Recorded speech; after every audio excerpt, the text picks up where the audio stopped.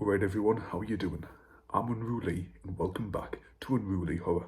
This is what I bought this month for March 2023.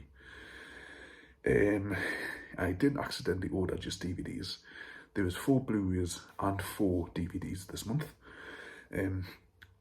All of them I got from eBay, apart from the Blu-rays which I got from Music Magpie, like I normally do. Yeah, I've been owing a bit more bills out since I've been filming. Stupid me. Yeah, I've had to buy studio space at Nez in Sunderland for when we were filming, so, you know, that took some of my money.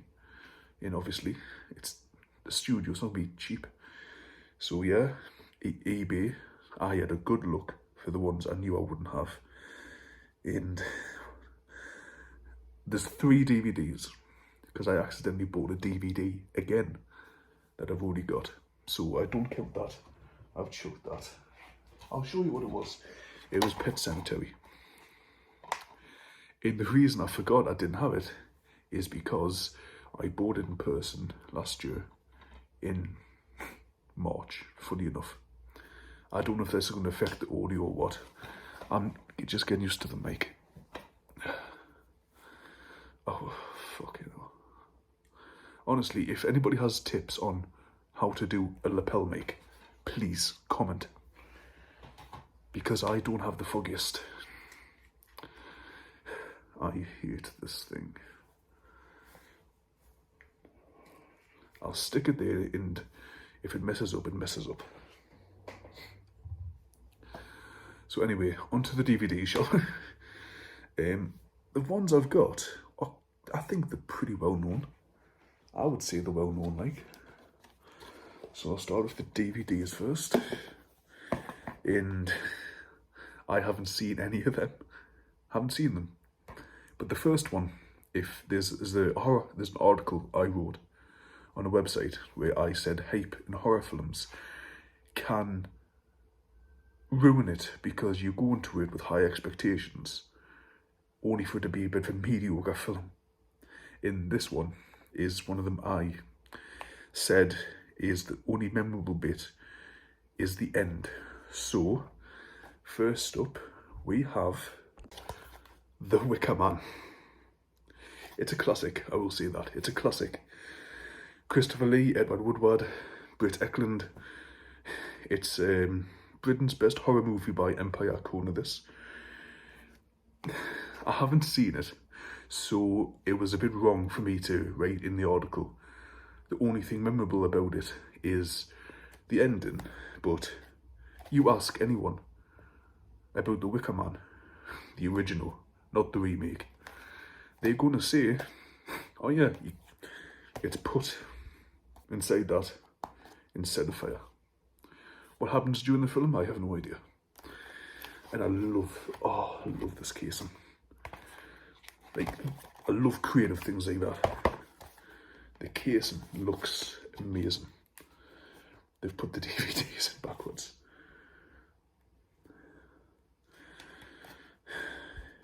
Yeah, that. I remember seeing that on the internet. Yeah.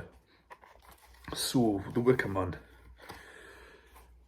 When a young girl mysteriously disappears, Police Sergeant Howie travels to a remote island to investigate, but this pastoral community led by the strange Lord Summerisle is not what it seems, as the devout Christian detective soon uncovers a secret society of wanton lust and pagan blasphemy. Can Howie now stop the cult's ultimate sacrifice, for he himself becomes face to face with the horror of The Wicker Man? Spoiler alert, no he doesn't. How did I have this? Yeah, this way. Director's cut as well. So, you should get director's cuts for the main reason is sometimes the studio doesn't want certain things in the final release. So, that bit of creative control isn't always there. So when the film's already been released, the director then can make his own cut of his vision of what he wanted in the film. And that's why I love director's cuts. They're so different at times. They can be. Like, I mean, Halloween 2, the remake. Well, I was supposed to say John Carpenter, Rob Zombie's. The director's cut is, I think, the most available one. Like, for some reason, the theatrical release one isn't easy to get for some reason. Here's a mess today, by the way. Next up is a film I think everyone and their mothers have seen, apart from me. I haven't seen this. Yeah. It is, I think it's horror. It was in the horror section. I've seen clips of it, and I've seen it on horror lists, so it's The Sixth Sense. Just gonna wait for all the angry comments to be like, you've never seen The Sixth Sense? I don't know why I never watched it. Like, I don't know why. I never really got the opportunity to watch it. Everybody knows what this film is about. Spoiler alert, he's dead. This kid, I see dead people. Haley Joel Osment. One of his most known roles. And obviously Bruce Willis. So Hollywood superstar Bruce Willis brings a powerful presence to the edge of your seat supernatural thriller that critics are calling one of the best movies of 1999. I was 3 years old then. God, I feel old. Dr. Malcolm Crowe is a distinguished child psychologist haunted by the painful memory of a disturbed young patient he was unable to help. So when he meets Cole Sear, a frightened, confused 8-year-old with a similar condition, Dr. Crowe seeks to redeem himself by doing everything he can. Nonetheless, Malcolm is unprepared to learn the truth of what haunts Cole. Terrifying, unwanted visits from the restless inhabitants of the spirit world. With a riveting intensity, your sixth sense leads them both to mysterious and unforeseeable consequences. It feels, is there a booklet here? Because it kind of feels heavy, you know. There's a booklet. I can always feel when there's a booklet. And what is it with them putting the DVDs in backwards?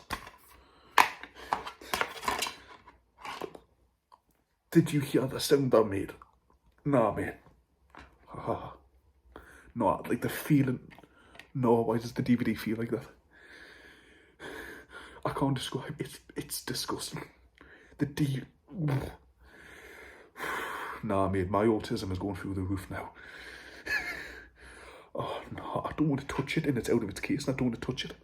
I don't like the feel of it. No. Oh, no. Nah, get that away from us.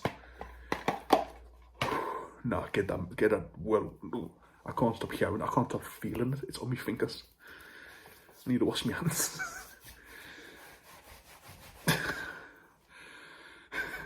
I'm keeping this in, I'm not editing that out. Oh, that's funny. Damn microphone. Okay. The last DVD, before going to the Blu-rays, I can still feel on my fingers. Okay, is Guillermo del Toro's debut. I think it was his debut. It's Mimic. This has been in my Amazon basket for like a year. I'm not joking. It's been in about a year.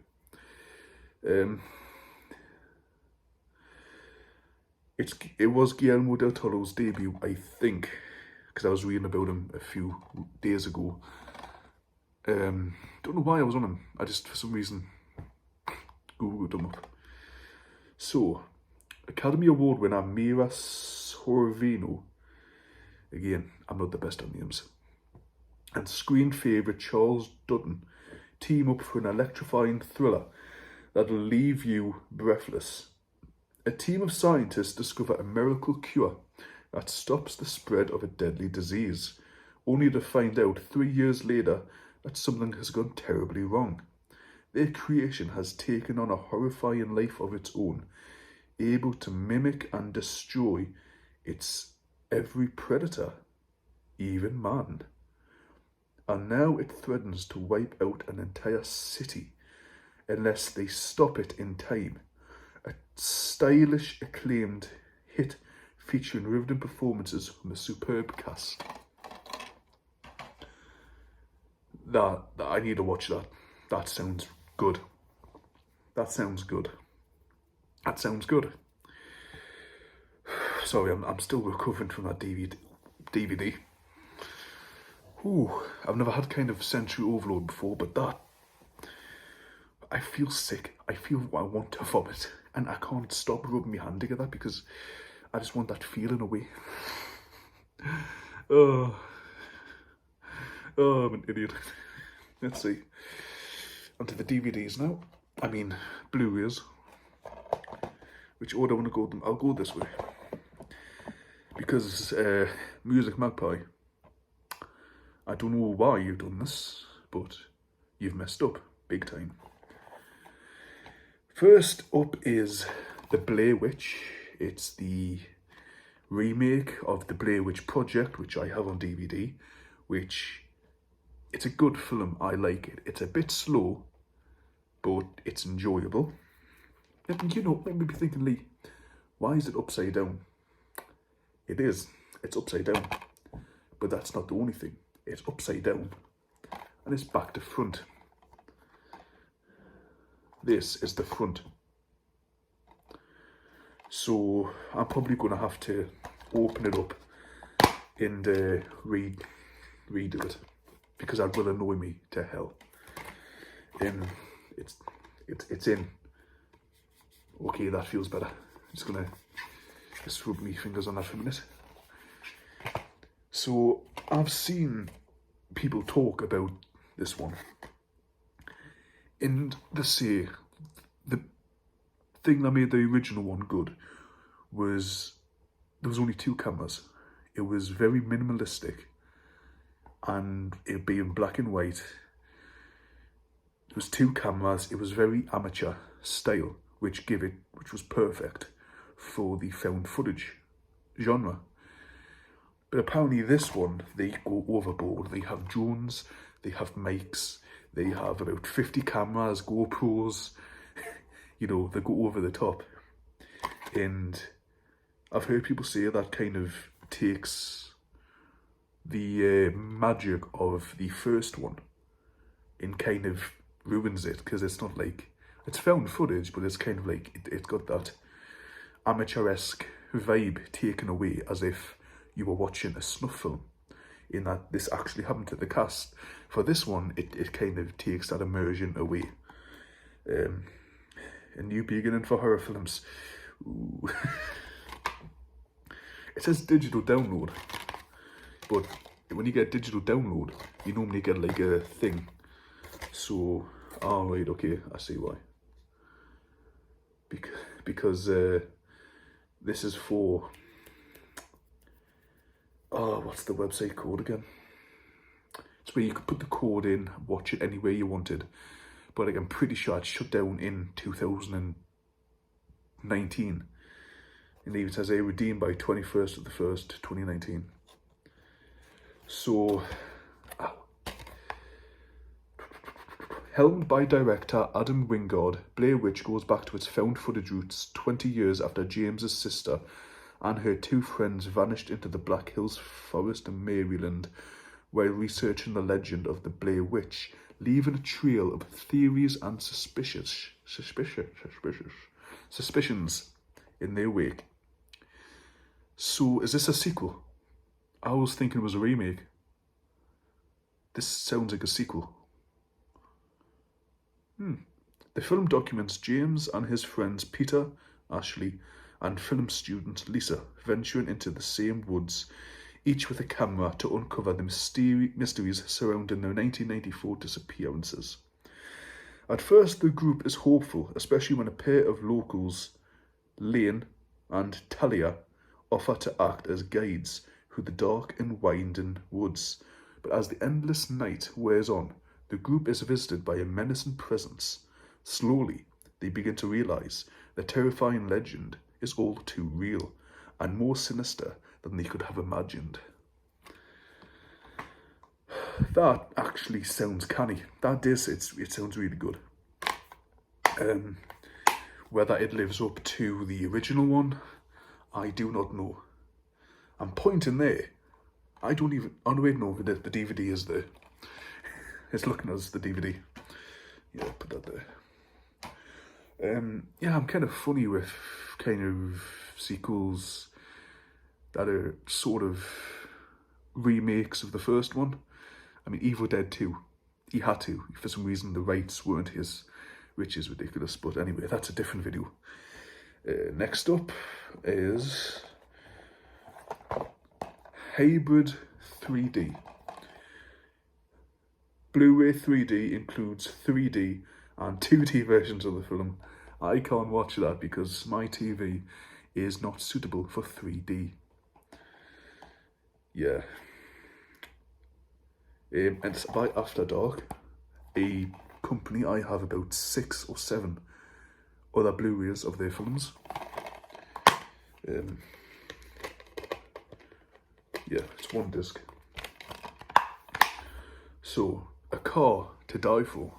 Since the beginning of time, a breed of creature has lived unnoticed among human civilization. This perfect predator has successfully camouflaged its existence through an unparalleled ability to change form. Surely God, that's just mimic. Sounds like it. Where was I? Today, the hybrid creature has found the perfect form, the automobile, allowing both anonymity and mobility, with the ability to hunt virtually undetected until now. Hybrid 3D is a suspense-filled, fast-paced action thriller with stunning special effects that would leave audiences gasping for breath and wary to ever walk alone to their car again. I have asthma and I can't drive. I doubt that. It just sounds like Christine on Flimming Jugs. I don't have that one, but I have seen it. It was on Netflix. Okay, getting to the last two now. I'll save that one for later. So, next Blu-ray is World War Dead, Rise of the Fallen. I love that poster, and I don't know why, it's just so good. Oh God, look at that. Look at the effects on there. Look at that. Looks like me when I wake up and I don't have a coffee. The Battle of the Somme is World War One. No, okay. I jumped in ahead there. The Battle of the Somme marked one of the bloodiest battles in human history, wounding and killing over 1 million German and Allied soldiers. Now, a century later, a documentary team led by filmmaker Marcus Singh and Emma Washington. Marcus Singh was in 28 Days Later. The actor Ray Pantaki was in 28 Days Later. I don't remember him. Who did he play? I'll have to look that up later. In Emma Washington. Ooh, Wendy Glennie from You're Next. I've watched both of those films about 10 times, and those names do not sound familiar. Anyway, I've travelled to the site of film and TV rating smash hit, unveiling the mysteries that led to its horrific outcome. However, what they unearth is far worse than they could have imagined. An army of the undead and a brand new war. That actually sounds alright. It sounds a bit like Dead Snow because it's Nazis and zombie Nazis especially. Next up is a film that I had heard about for literal years, and I had seen the trailer that many times because it's on that many horror films. It's Pet. The perfect word for a Geordie to say. Pet. So, this haunting psychological horror follows Seth, a lonely man working in an animal shelter. His monotonous routine is broken one day when he bumps into Holly, a girl from his school who he soon becomes obsessed with. However, when she rejects his advances, Seth's obsession reaches a terrifying new level, with Holly hiding secrets of her own. A forever twisting thrill ride, Pet is a mind-bending descent into the dark side of human psychology and will leave you begging for more. Pet is a dark and disturbing love story, asking how much would you sacrifice in the name of love? That does sound like another fantastic one. I've actually got some decent ones this month. I'm proud of myself for getting them. Anyway, guys, that's it. Thank you so much for watching. If you like what you see, which you probably won't for this face, if you're a horror fan, then subscribe, give a like, why not share? Spread the word. Also go on to Shopaholic Queen's YouTube channel and check out the Double L Show. Also available on Spotify and Apple Podcasts. That's it for me, everyone. I'll see you when I see you. Have a nice day.